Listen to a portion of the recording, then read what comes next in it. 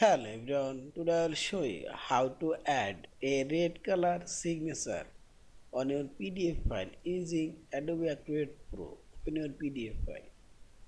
Now click on this tools option and scroll down. Here you will find this fill and sign option. Click here. Now click on the sign yourself option and I will minus it. Now here you will find this plus icon.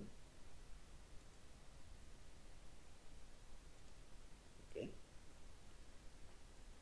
Now you can type new signature, you can draw a signature, also you can add image signature. I'm already showing a signature. I'll type here new name.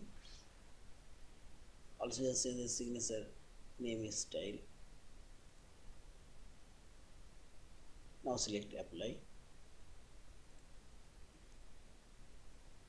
and put your mouse cursor and drag and increase signature.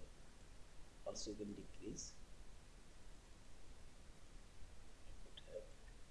and here you will find this circle and click here and select a red color option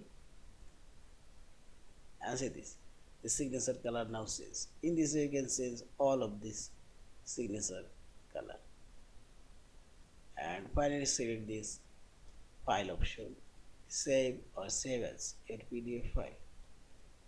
Thank you for watching. Please subscribe, like, share and subscribe.